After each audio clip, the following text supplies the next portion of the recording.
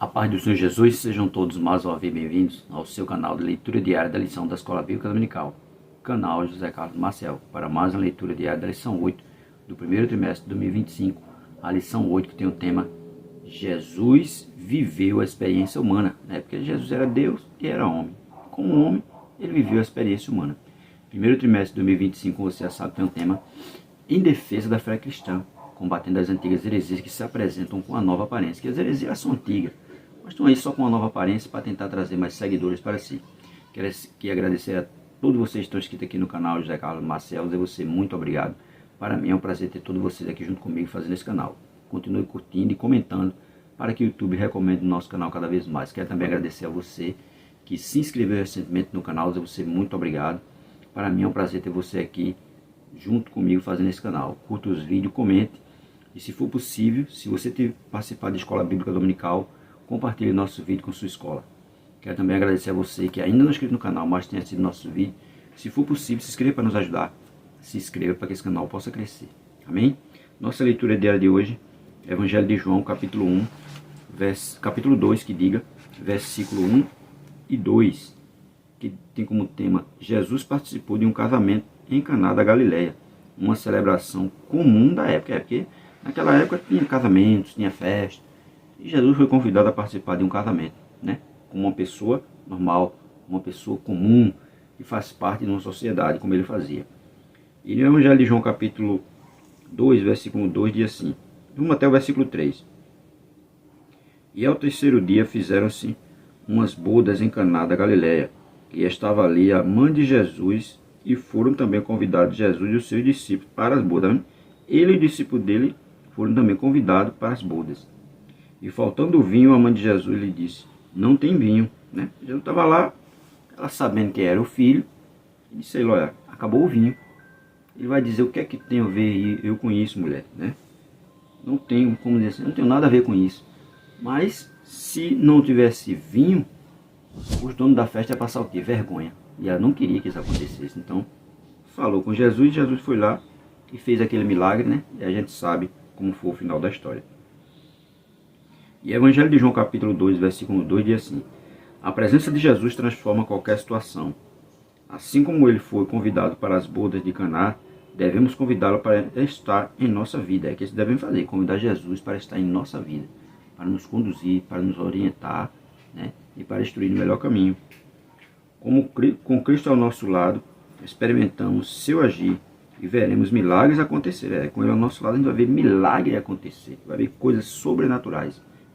E contribuindo para essa lição 8 que diz a experiência de Jesus, Jesus viveu uma experiência humana, nós sabemos que Jesus participou de vários debates, principalmente com quem?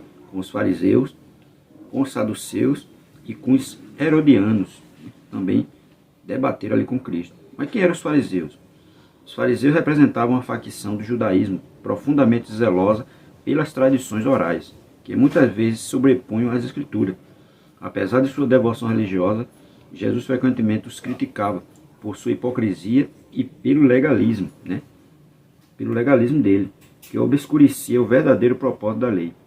Eles acreditavam na ressurreição em anjo, mas colocavam tradições humanas como critério de autoridade. Está lá em Mateus capítulo 15, verso 6.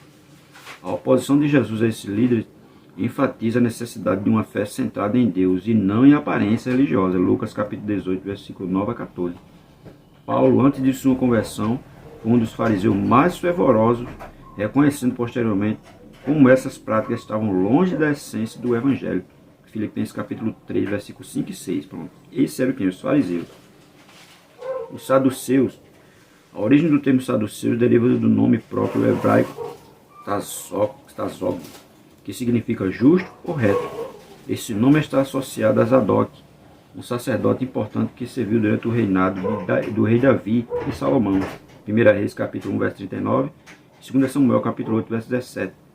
Zadok tornou-se o ancestral de uma linhagem de sacerdotes que continuaram a exercer funções no templo de Jerusalém. Os saduceus, enquanto grupo, possivelmente reivindicavam a descendência ou associação com essa linhagem sacerdotal, mantendo influências significativas sobre o templo e os rituais sacerdotais. No período do Segundo Templo, eles foram uma elite aristocrática e política, geralmente composta de sacerdotes e membros da alta sociedade judaica. O nome grego corresponde a Sadducaiol, usado no Novo Testamento também se relaciona a essa origem, refletindo sua transliteração para a raiz hebraica ou aramaica. Teve também os Herodianos. Os Herodianos eram um grupo mais político e religioso, alinhados à dinastia de Herodes e defensores do domínio romano. Eles viam em Jesus uma ameaça à estabilidade política, temendo que seu reino, seu ensino popular pudesse perturbar o status deles. Sua união com os fariseus contra Jesus mostra a profundidade da oposição a ele, mesmo entre grupos ideologicamente divergentes. Às vezes ele não tem o mesmo pensamento, mas para querer contra outra pessoa, como se fosse se juntar para contra Jesus, eles se juntaram. No debate sobre os tributos, Jesus desmascarou a hipocrisia desses grupos ao afirmar: dai a César o que é de César e a Deus o que é de Deus, revelando a superficialidade de suas armadilhas políticas e espirituais. Tá? Esses foram os três grupos que Jesus teve ali os debates, debateram com ele. Os debates com as autoridades religiosas. As três autoridades religiosas debateram com Jesus. E Jesus deixou eles tudo, desmascarou eles, mostrou que realmente eles eram. Os fariseus, os saduceus e os herodianos, que tem sempre aqueles que vão ser contra o evangelho de Cristo. Nós temos que estar preparados para responder a eles com mansidão, como Jesus fazia. Eles estavam ali tudo agressivos, mas Jesus estava respondendo a eles com o quê? Com mansidão, mostrando que eles não eram aquilo que eles realmente, aqueles que ele pregavam. Eles pregavam uma coisa, exigia das outras pessoas que cumprissem a lei, mas ele mesmo não cumpria. E Jesus mostrou isso a ele, e isso fez com que ele ficasse com raiva de Cristo. Porque muita gente estava deixando de ir para eles e estava indo para Cristo. O sacerdote também, então, ficar preocupado. E o povo estava deixando de ir para o templo para ir para onde está Jesus. Isso aí estava ameaçando eles estavam tudo preocupados com isso, para não perder o status que eles tinham. Muitos ficam assim. Quando alguém começa a pregar e falar sobre a verdade e está incomodando eles ficam tudo preocupados. Foi o que aconteceu com eles. Estavam preocupados, estavam vendo que o povo não estava mais indo nos conselhos dele e indo para os conselhos de Cristo. Amém?